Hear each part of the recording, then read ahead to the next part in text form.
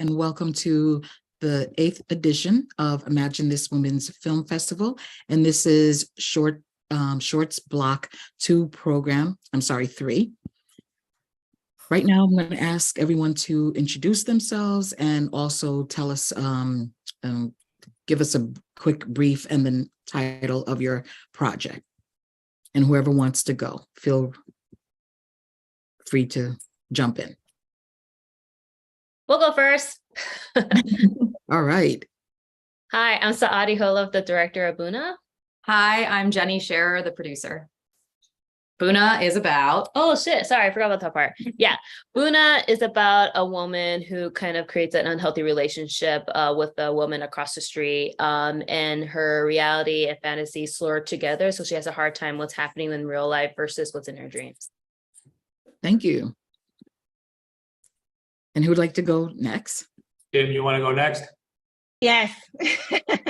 Hi, I'm Kim. I'm the writer and one of the producers on the Draft short film.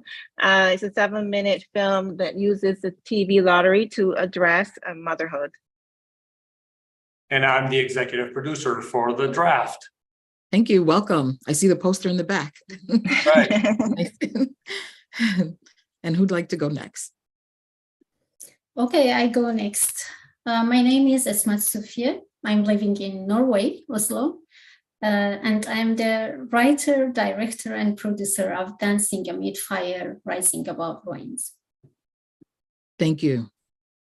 And what is your film about? It's I'm actually a writer, and this film is based on just few paragraphs in chapter 17 of the book, the novel that I recently published in London.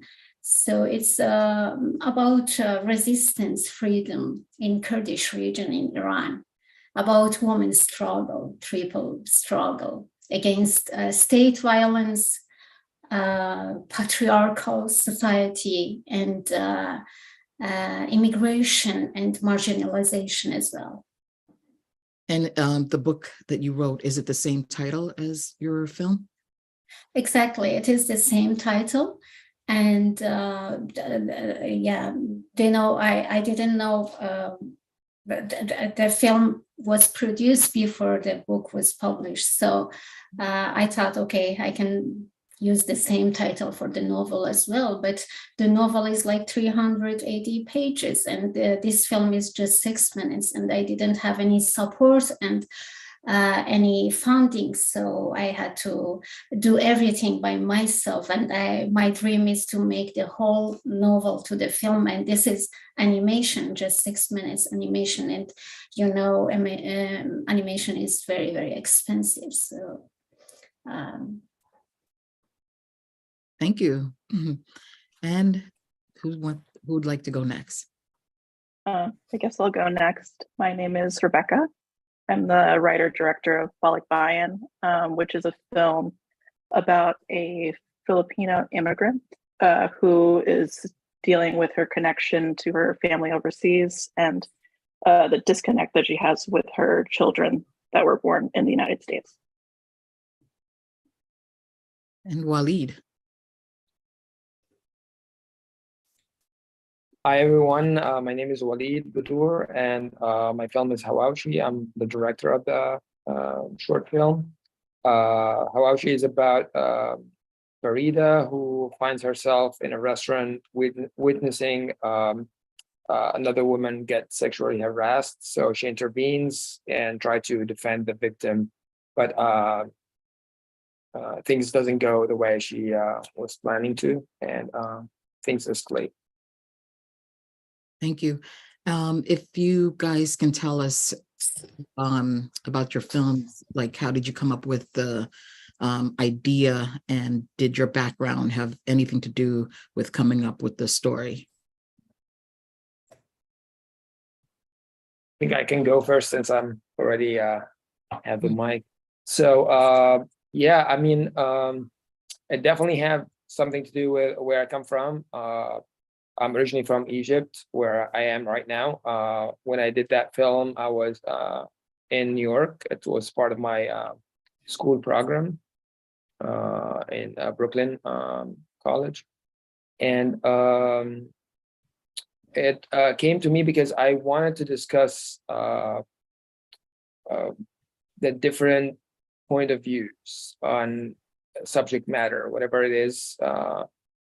It might sound clear in the beginning, but then once people start like intervening, things like become blurry and no one knows what the truth is anymore. And I happen to have that thought about like, what people would react if some thing like very obvious happens in front of them. So it started this way. I thought that I would talk about sexual harassment because it's it's a subject that people need to talk about more. And since I'm a guy, so I didn't want to be like advocating for something that I'm not really cannot be in their shoes practically. So I collaborate with like a friend of mine. She Isabella Jackson. She's the writer of the film. So I gave her the story. She wrote a wonderful script trying to tell the women's feelings as much as I can through that process and through what's happening, and show the different point of views. And hopefully you saw the film and you interacted with it. And was there a reason why you chose to like film it inside a restaurant? It started like, I wanted to have it in a crowded place because whatever it is, I didn't want to be like, just like the people who are in the situation. I wanted the crowd too, because, it serves the story. So like, as I said, like I was in New York, so New York late night food joints is like kind of like a perfect place when everyone from every background is there eating food. So that was the main idea behind it. Thank you. And anyone wants to jump in? I'll go. It actually is. It's a very personal story to me. I came up with it at university. To be quite honest, it was a university assignment. You had to write something that was personal, and this was very personal to me because it dealt with the discrimination that women face when they choose not to have children. And I wanted to touch on those microaggressions that women sometimes feel. And it happened to me and it happened to people around me. And I wanted to really push forward this view that the same way how you are happy when women decide that they want to have children, then you should be equally supportive of women who choose not to. So I really wanted to open up that discussion and bring that to the fore. So I wrote the film a few years ago, and so many people wanted to talk about it. So many people were interested in the subject. So when I brought it to Ray, the producer, he was very adamant that this is something that he wanted to touch on. I don't know if Ray want to say anything to that. Right, no, and Kim was very convincing too, because she already came with an award for the script. So she wrote out of school and already won an award with the script. So definitely piqued my interest. Very great story, great theme.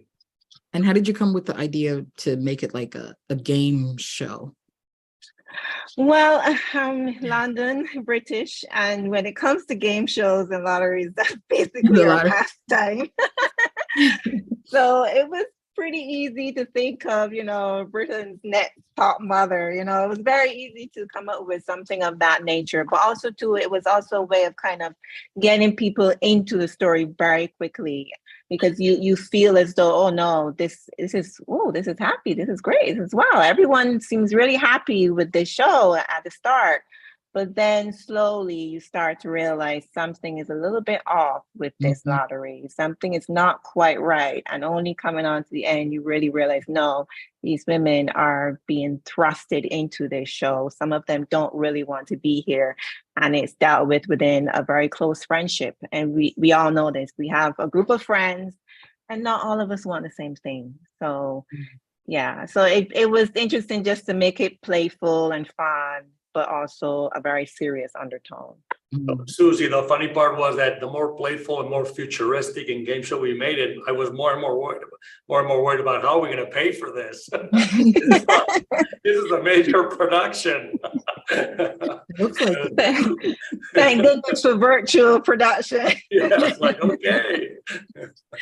I And think have the you guys hardest collaborated part. before? No, because Ray's my brother, really. He's my brother-in-law. So he's always been, Kim, what are you doing? What are you working on? This is my sixth film, and I never really talked about my films with my family. I just kind of, hey, I did this, watch it. That's basically me. I tend to, approach the funding and everything, all the funders, all the companies, anything, just to get them. All right, just ask friends, do you want to be a part of this? But we did this right before the pandemic. So at the very start in late 2019, coming on 2020, I won in-kind support with ProCam for the script, but that meant we now had to shoot it. And of course, the pandemic happened and we couldn't. But of course, with in-kind support, it means that you get a location, you get camera equipment, you get advice, all of that is really worthwhile and great. But you still have to find the money to pay the actors and pay everyone involved.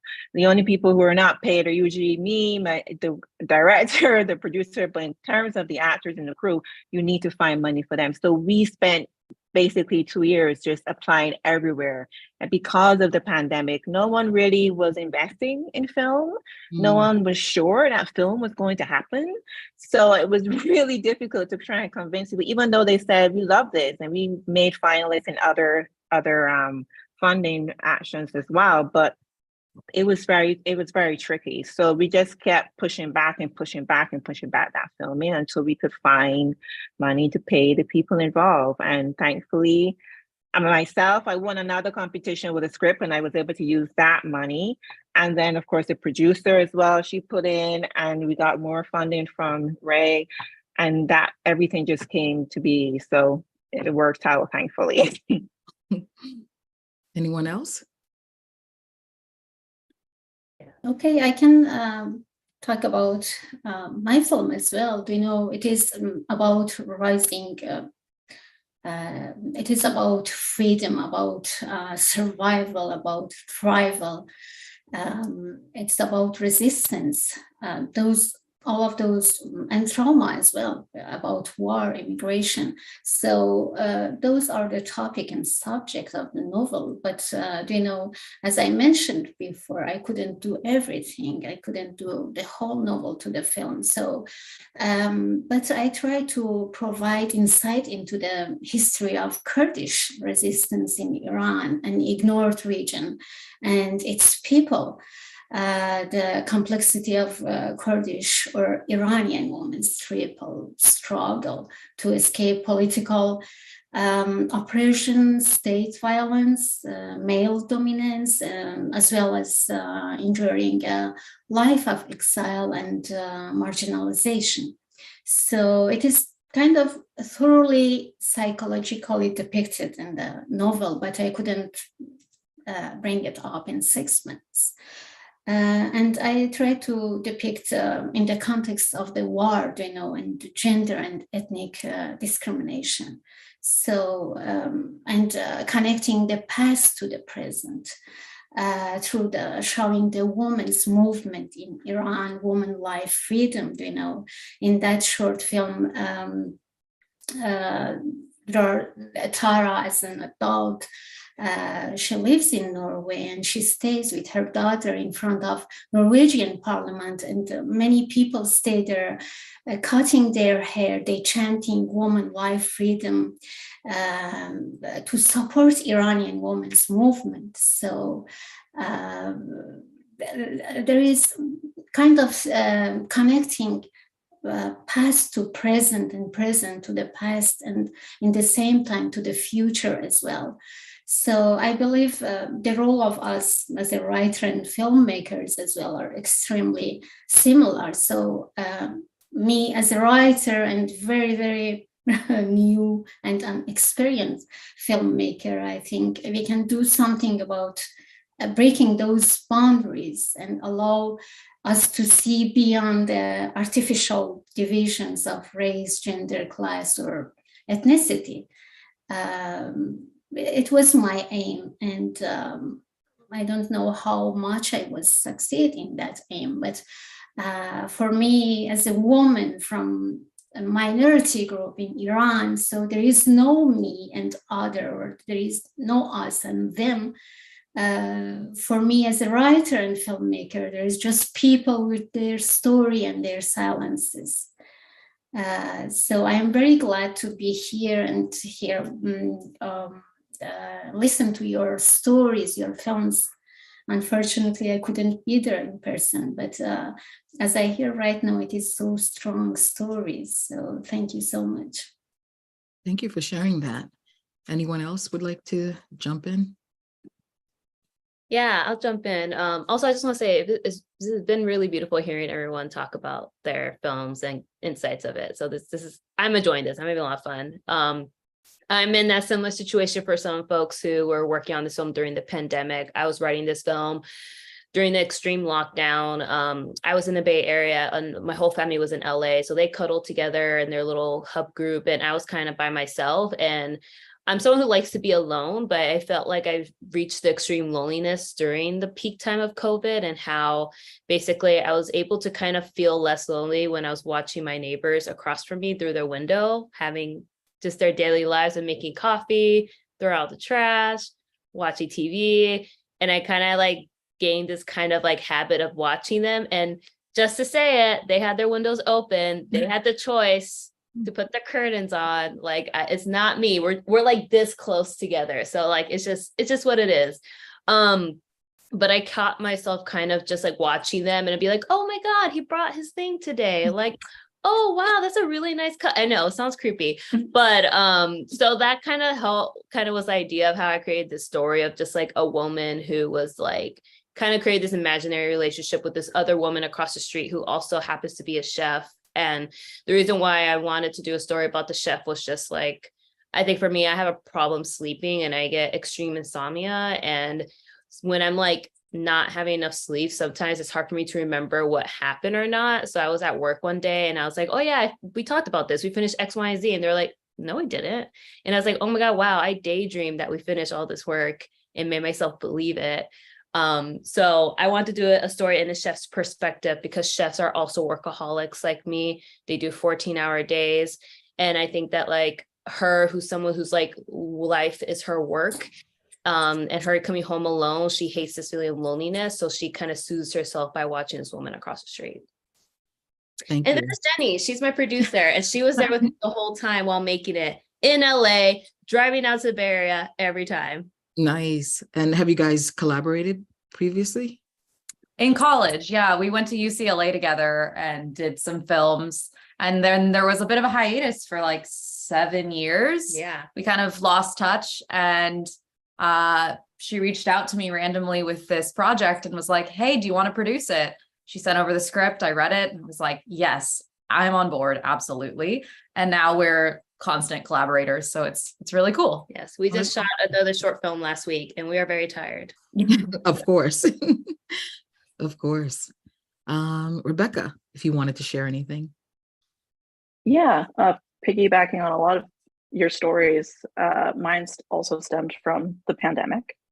My film is based very much on my mother, who's a nurse, and during COVID, she got very sick towards the beginning. So at that point, obviously, we couldn't see each other. There was a lot of time where I hadn't seen my family and we weren't allowed to the hospital. So in that time, I was kind of reflecting on all the times that I couldn't see my mother, chose not to see my mother in the past. So yeah, the film is really just me trying to explore her journey as an immigrant. And I guess just how I took advantage of her struggles and just showing the beauty in her life. Thank you. I think the sisters, there's 2 sisters as well, and they are also in the medical field, right? I believe. The daughters are not. They're not. Okay. But yeah, I have two other sisters, and both of them think that I cut them out of the film somehow. Oh, The three of us, so they both think that I wrote them out, but they're an amalgamation of all of us. and how did your mom receive the film? She was really touched. I mean, we don't really talk about the struggles that she has with, being so far from her family. It's just the immediate family in the States. So that side of it's difficult. I mean, I'm used to it because I don't know any other way. But I think she was touched to see that I saw her in a way. Oh, great. And if you guys can share with us your insights, your insights visually in making the films, and how does that shape to tell the stories?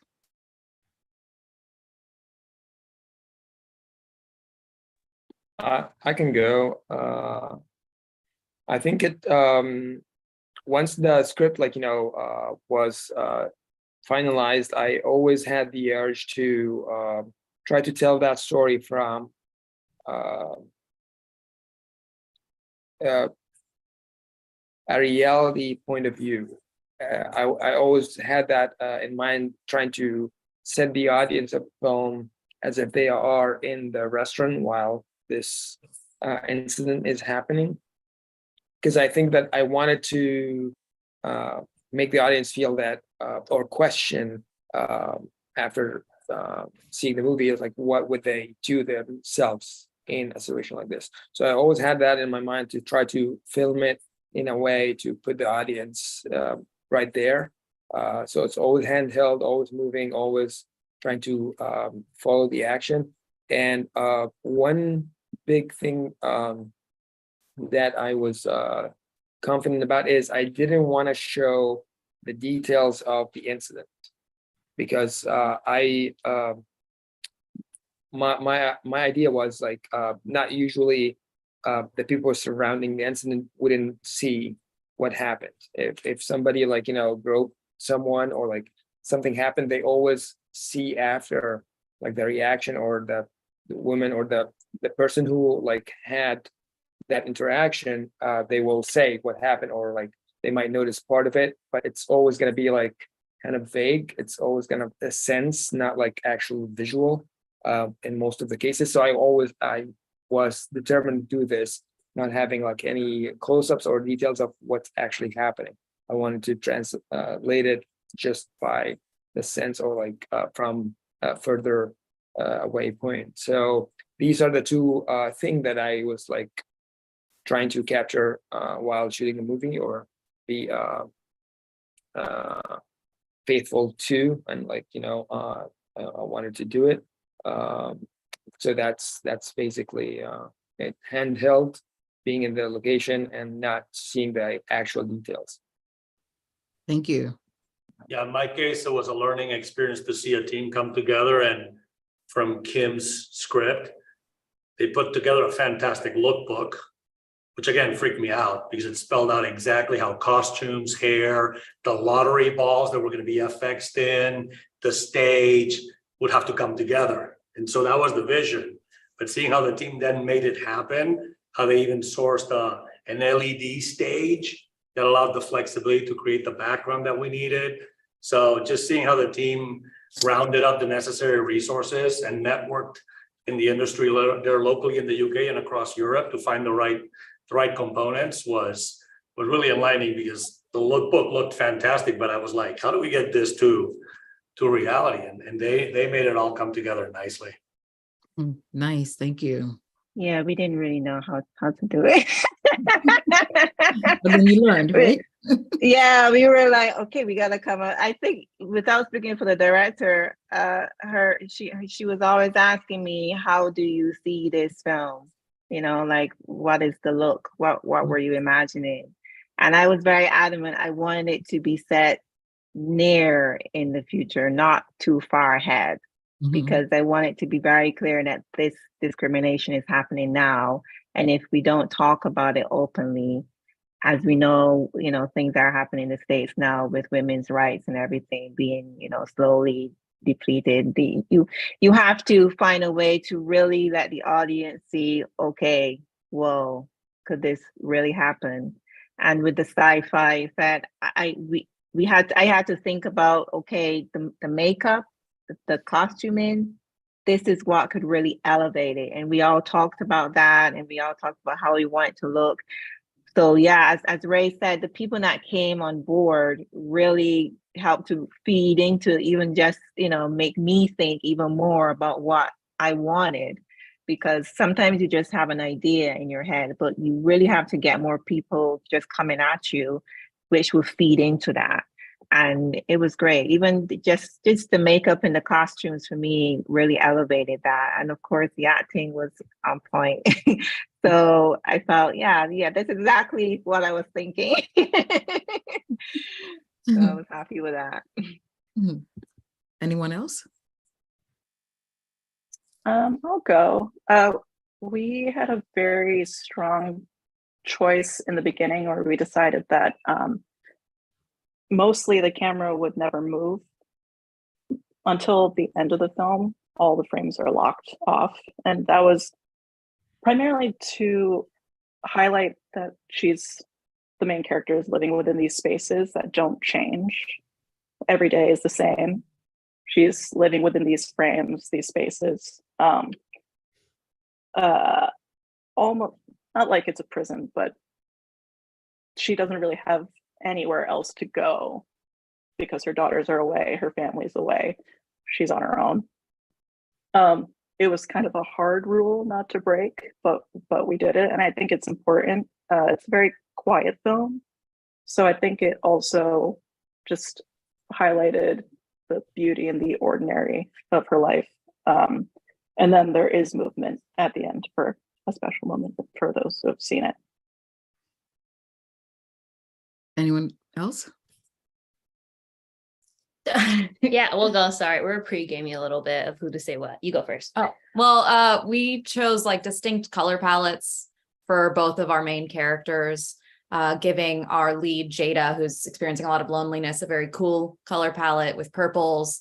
And then the fantasy, her across the street, is all that warmth and that yellows, those oranges. Very also inspired with like visually, the chef across the street is an Ethiopian chef. And Saadi herself is Ethiopian, and it was important to us also be highlighting like an immigrant, and kind of there's like a parallel story for both of them with that sense of loneliness and being in a community and not having your community there. And so I think when they're both in their homes, there's a lot of very, I guess, like not empty frames, but like still isolated. And then like when she's at work, the hustle and bustle, the crowds, the sound design, like that really, all that life. And then it gets sucked out when you return home. And so, yeah, this film is like has very little dialogue. There is some dialogue and speaking moments, but we did rely on like sound design to kind of help shape her feeling loneliness, and like also really wanted to make sure that we don't distinct the fantasies and the reality, because I wanted to surprise the audience. We have a lot of like jump cuts or like shocking back to reality. So like the audiences doesn't know when you're, it's kind of like having a misleading, main character. It's just like, can you really trust what you're seeing as actually really happening, or is she's making this up in her head and we're just watching it? So that was something I was really kind of like loving to kind of play with. It's kind of like messy with the audience to see like where the story is actually going and like how honest are we being too. Yeah. Thank you. Anyone else? I can go. Did you have my image, by the way, before? Yes. Or? Oh, Okay, no, because now I I can didn't see have it. it. Yes. Yeah. Thank you. My case is very different because it is animation film, and I was in Norway, and the animator was in Iran, so it was like a long distance conversation. And I was director, writer, and producer of that. And I had to have a lot of many hours online meeting with the animator. He made a lot of images, pictures, and sent to me, and I was not satisfied, so I had to change several times. I had to give. I have no idea to draw things, painting. So I had to do some painting and show him and send to him, and even send some pictures or find online or in reality and send and say Tara should be like that. The other character should be like that. So it was very difficult, and because it was like a remotely several hours conversation, it was not like a perfect directing from distance as well. So I tried to influence the audience through the artistic impact and images, because the film has not so many conversations. It is most images, and it is not a long film. It is short film, 6 minutes film. So it is just through the artistic work and the images and those the thing impact on the audience. So Thank you. And Walid, if you have anything to share with us. About the style, like I think again, like I shot that film same like Sarah and Jenny right before the pandemic, and I remember like we filmed it. We were in New York, and we filmed it, I think, in February, end of February 2020. So it's like a week after our film, the shutdown order came. So it's kind of like we were lucky to kind of like get away with it, especially that we have a lot of people in a closed place. So that was like kind of like just things working for us. Luckily, we're all safe, like nobody got sick or anything. We shot it like over 2 days, and it was night shoots, obviously, because we wanted to have the restaurants after they close. So we have our own people. It was tough, but it was very, what I would say, like emotional experience, because there were like about like 50 people in a crowded place for 2 nights, and everybody's like working hard to just like get things done. And although it's like a 6 minutes film, but there's a lot of shots in it, and there's like a lot of things happening. So it was very collaborative from all the crew and the actors in front of the camera to just like be in the moment and like try to always be there. And it was hard, but I'm very grateful for everyone who helped me do this. I'm very proud of it, and I just again want to thank everyone who helped me make that happen. Thank you. And where can people find you on social media, your website, to learn about what you're working on? I have a very lucky thing, is my name is very unique, that nobody else has my full name. Oh, nice. So yeah, I was lucky like this. So it's kind of like, hi, Rebecca. So it's like, you just type my name, my full name, and you're gonna find me everywhere. My website, on Instagram, Facebook, anything. And again, my email, same. My name, my full name, and Gmail. So very easy to be found. Yes. Hopefully, I don't have a lot of stalkers, but because they're gonna find me super easy. So Thank you. thank you. Kim? Well, the draft is going to be coming to Dust in November 1st, which is a very big streaming sci-fi platform. So you'll be able to see it again there. But you can also just follow us, please, on Instagram at The Draft Film. So you can find all the information there wherever we're going to be next. Thank you. And I am currently working on the feature. Oh, nice. I could see Yeah. that. You could Yes. send me some tips, send me some ideas. Go on. I still Thank don't you. see it yet, budget wise. You don't know, right? We'll have a Surprise. conversation later, Ray. That's right. Yeah. Kim knows how You to didn't go know about big. that. Nothing like a surprise. That's right. But I also want to thank Garden Studios and Procam, because with the virtual production stage, we had to work very closely with the teams the weeks before we shot in over 2 days. And it was crazy. It was a learning curve for all of us working with something like that.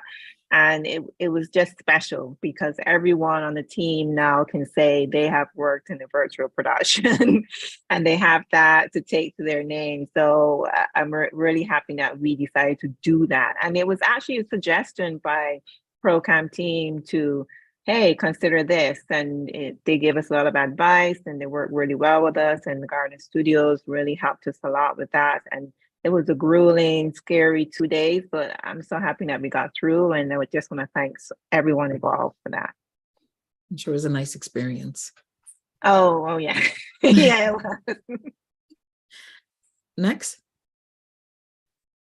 Where can you find me? Oh, okay, we're on. Go for it. Do this. I'm like, Saadi Holaf, I am the same. I have a very unique name. Good luck anyone tried to pronounce it. But I'm at saadiholaf.com, and then I'm also on Instagram, so Saadi Films. And I'm also not that unique of a name. I'm just a regular old name, but I'm adding it at Jenny Scherer. You can find me on Instagram. And yeah. Yes. Thank you. Rebecca. You can find me at, I think it's just my name for Instagram. And my website is also just my name.com. That's easy too. Yes, and Bollock Bayan is still doing its festival run, which I post about on my Instagram. It's got a few more festivals in October, so let's see them there. Great. Let's see. Esamat, did I pronounce it right? Esmat, yeah, as Walid began and others said, I have unique name as well, esmatsufia.com, www.esmatsufia.com. It is more about my books and my writing life, but you can find me there, and I have the Gmail address as well, esmatsufia.author.com, at gmail.com. And my Instagram is the same name with Esmat Sufia, but I have another, because we are from minority group in Iran, so we had to have always two names. So I remember that they called me Asima until I went to the school. The Iranian regime, they didn't let us to choose our a Kurdish name. So you can find me in Asima Esmat Sufia or Sufia Esmat. On Instagram, and my film has a page as well with the same name, Dancing Amid Fire, Rising Above Rain. So I'll be happy to follow others, and I'm so grateful to meet you, all of you. Thank you. Thank you. Well, that wraps it up. And yes, did you have to say? Sorry. For me personally, I'm Dark Tower 2 on Instagram. Yes, I'm a Stephen King fan. Dark Tower, what? Dark Tower 2. Sorry, do we have, because I don't remember later what we said, and do we get a link to follow these nice people, or? You guys want to drop it in the chat? Yeah, that's a good idea. Yes. And do please join the virtual networking event this Friday as well. That's a great way to connect with other filmmakers. Thank you for hosting us today, Susie. Oh, thank you for showing up. Really appreciate it. Yeah, thank you so Evening much. now for you, right? In England? Thank you. Thank you. Oh, thank you so much. It was a